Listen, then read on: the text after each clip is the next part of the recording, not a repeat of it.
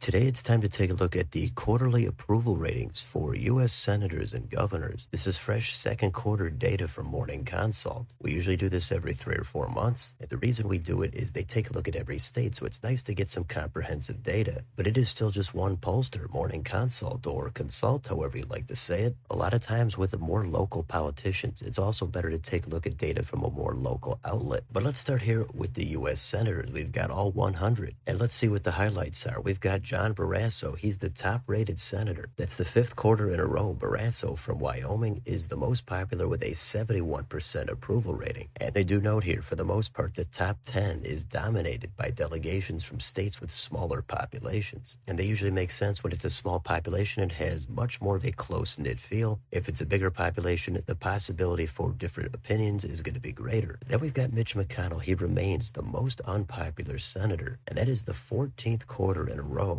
And we're going to get to Andy Beshear, the governors, in a couple of minutes. But there you've got two politicians on opposite ends of the state. So McConnell, who is probably on his way out, his approval rating has been in the toilet for years. Even Bob Menendez, who is going to be stepping down, somehow he's just above McConnell. Then we've got John Tester in Montana, who is of course up for re-election this year. His disapproval has ticked up to 42. That's the highest since early 21 and worse than what it was at the same point of his last re-election campaign in 18. And then Sherrod Brown and Jackie Rosen, their approval rating is going in the other direction. It's ticked up a few points. So let's get down to the top 10 most popular. So Barrasso is on the top of the mountain with 71%, with only 20% that disapprove. Then we've got Bernie Sanders at 67.29. Then Wyoming's other senator, Cynthia Loomis, she's right behind Barrasso at 65.20. Then Brian Schatz in Hawaii and Peter Welch, also in Vermont, are the top 5. Rounding out the top 10, we've got Hoeven in North Dakota, Hirono in Hawaii, Thune and Rounds both in South Dakota, and Markey in Massachusetts. Now let's take a look at the bottom 10. We've got Mitch McConnell there with 63 negative, 32 positive. Bob Menendez is right behind. He's at 60 negative, 24 positive. 16% have no opinion, so Menendez is a little bit higher than McConnell. Then we've got Susan Collins in Maine. She's at 43 positive, 49 negative. Ron Johnson in Wisconsin, 42 positive, 45 negative. And Lindsey Graham in South Carolina, he's at 44 positive, 45 negative. Rounding out the bottom 10, we've got Romney in Utah, Baldwin in Wisconsin, who is up for re-election this year. Then Cruz in Texas, who's also up for re-election. Sinema in Arizona, and Ernst in Iowa. So on a glance, there are very few senators that actually have a negative approval rating. And then down here, we've got a couple of other stats. Then down here, you could sort through almost every one of the U.S. senators. I've got Tammy Baldwin up here because she apparently is the most vulnerable Democrat up for re-election. And you could see her approval rating going back to 7 years ago. It's fluctuated a little bit, but it's mostly been close to even. Then again, they mentioned Bob Menendez. And finally, they mentioned JD Vance. It says his approval rating has remained slightly more popular than not. They do look a little bit more into Vance here on this next page. It says here he gets a mega popularity boost from the convention. So let's go down here a little bit and see what they think of Vance. So prior to the convention, his name ID was obviously much lower, and his approval rating was even before, 24 favorable, 24 unfavorable. After the convention now, it's pretty much even. It's 36 favorable, 37 unfavorable. Now that's with all voters. Now what about just with Trump voters? Before the convention, it was 38 favorable, 12 unfavorable. Now it's shot up to 66 favorable, 12 unfavorable. So Vance has some work cut out for him. He's got to get his name ID up. He's got to prove he's ready to do the job and shake off any controversy that's going to be thrown at him. Now there's some more crosstabs here for Trump and Vance down below. And with all voters, Trump is underwater. His very favorable is 31. His very unfavorable is 44. So with this, there's a lot stronger of an opposition. So then they break it down further with independents, men, women, white voters, college educated and non-college educated. Most of that is the base of Trump's support. So I can't go over all of it. Feel free to pause it if you'd like. Then we could go down here and they compare both JD Vance to the other U.S. Senator from Ohio, Sherrod Brown, who's up for re-election. You can see Brown has the advantage. Vance's approval is 42, Brown's is 49. Vance's disapproval is 36, Brown's is 34. And again, there are some additional crosstabs here. So I'm not particularly surprised to see Brown having higher approval ratings. Vance did just get into the Senate less than 2 years ago. He's kind of an unknown quantity still, but the state has gotten increasingly red. So Brown has his own set of challenges. And this is also just a snapshot of approval rating. It doesn't tell you which way the people are going to vote. So that's the Senate and a look at Vance. Now let's move on to the governors. So here we've got the map with all 50 governors. And we could go down just a little bit to get to the big reveal. Most popular is probably going to surprise nobody. It's Phil Scott of Vermont. He's running for re-election and his approval rating is 81%. It is completely stunning, especially considering that it's a blue state. So it looks like Scott might be winning himself a fifth term as governor. Now what about on the other end? Highest disapproval is in Iowa. That's with Kim Reynolds. Voters might still be sour on her not backing Trump at the primary. And then we've got Andy Beshear, who's a potential VP candidate. His approval rating remains stellar at 65%. And that, of course, is in a red state. Back when Beshear ran for Attorney General of Kentucky, he